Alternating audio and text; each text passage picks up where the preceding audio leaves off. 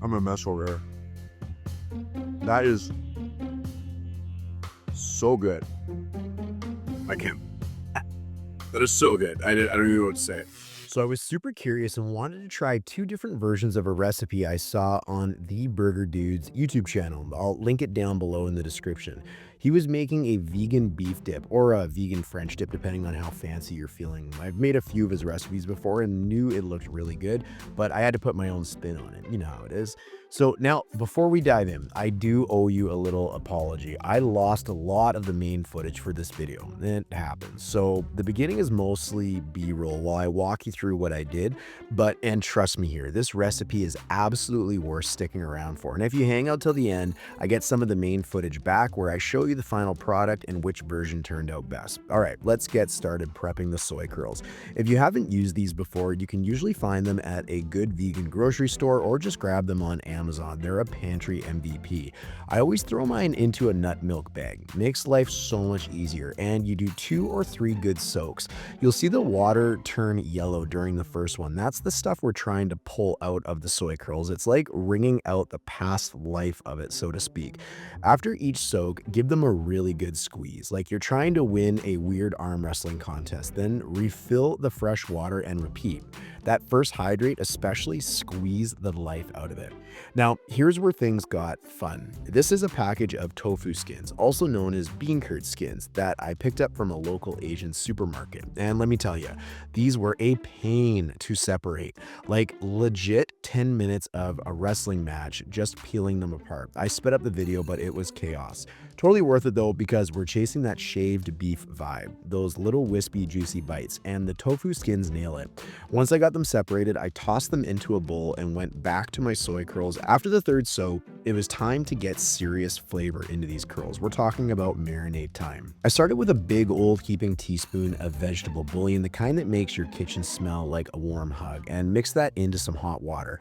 Gave it a whisk, did a little taste test, and added some salt off camera. You gotta hit that salty, savory note. So I let that steep for about 10 minutes while I got the rest ready. Now we're gonna prep the good stuff, the au jus, the sandwich bits, all of it. I grabbed 2 shallots and diced them nice and fine. Fancy onions, basically. You're going to notice in the background there's also a pot heating up on the stove and a small army of garlic cloves peeled and waiting, which I will crush and add to the shallots just after they've started browning a little bit, which you will not catch on camera. Oh, and I had to show you these, the stickers on the back of my hand, courtesy of my daughter, because she's amazing and clearly has a future in culinary accessory design. I mean, come on, look how cool they are. Anyway, back to business. Shallots, diced, pots hot. I added a little vegetable oil and tossed the shallots in, stirred them around, added a pinch of salt to help them break down. Don't forget the garlic here, and shortly after, in went the vegan Worcestershire, followed by a few tablespoons of red wine, because we're classy like that. Stir it all in, then I added a couple knobs of vegan butter. This makes everything luxurious. I waited for it to melt down and then added 2 tablespoons of flour to build a little roux situation. Gave it some time to cook out that raw flour taste. Then I added our bouillon, the same liquid from earlier that we used to steep the soy curls. It was already salty, so I didn't add any more at this stage. Let that come to a gentle boil and thicken up a little bit. Back over to our cutting board, I sliced up 1 large white onion, nice thick slices. You'll see later I add green peppers too. Didn't catch that on camera either, getting them all sliced up, but trust me, they're coming.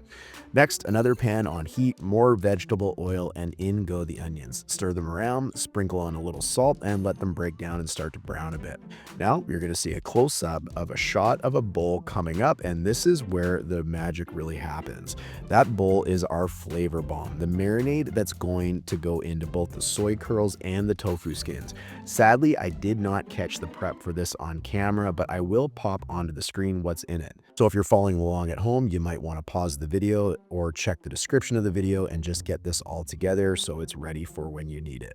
This is the real deal. Deep, savory, tangy, all those umami vibes.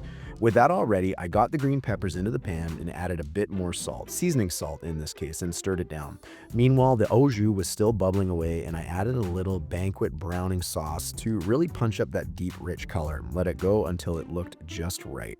Once my onions and peppers were done, I reused the same pan, because who wants to do dishes, and added a bit more oil and tossed in the tofu skins. I started adding in the marinade here, letting them all soak it up. This is where those layers of flavor come alive. Then it was time for our soy curls. One more pan on the heat, dash of oil, soy curls in, and yep, you guessed it, pour on that same marinade. Let everything warm up, soak, and sizzle. At this point, everything was smelling unreal and just about ready to build.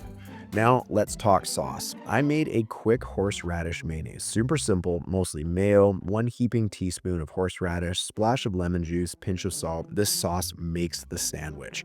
Grab a nice French loaf, toast it up in the oven so that it has that crisp edge but is soft on the inside, and cut it in half because we're doing a side-by-side taste test. And generously slather that horseradish mayo on one side of each sandwich. Then the other Dijon mustard. Why not? Balance. Life is about balance. Time to layer it up. You've got a hearty scoop of the onion and green pepper mix, then a generous pile of soy curls hot from the pan on one side, and a heap of those marinated tofu skins on the other.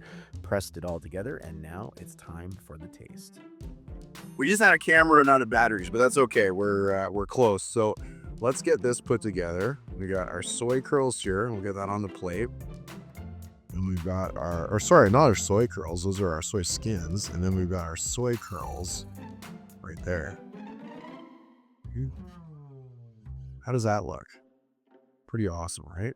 So there's really nothing to do left but give it a taste. So let's start with the soy skins here. In roju. Let's see.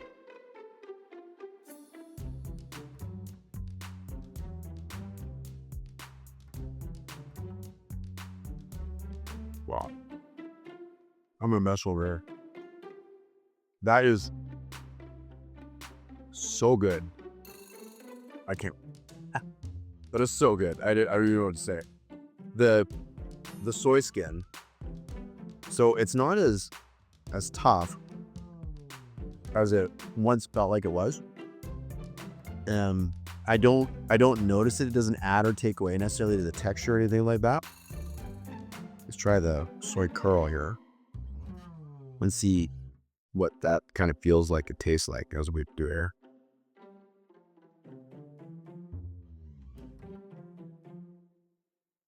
Oh my gosh, it's so good. Wow. Oh yeah.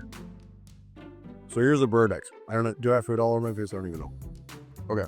So with the soy skins, you don't really notice them. It's not to say that they're bad. It's not to say that they're good. You just don't notice them. They're there. They add all the flavor that you're looking for. With the soy curls, however, you do notice them. I mean, they're a lot more meaty, so you got a lot more of a bite out of them. And you actually can chew them and taste them and really notice that they're in the sandwich. My verdict, though, interestingly enough, is either is perfect. I don't know which one's better. I maybe prefer the soy curls because of the mouthfeel and the texture. But the soy skins are just as good and they're different. So if you never try them, I mean, you can find them in Asian grocery stores and whatnot. I think my takeaway from this is unbelievable.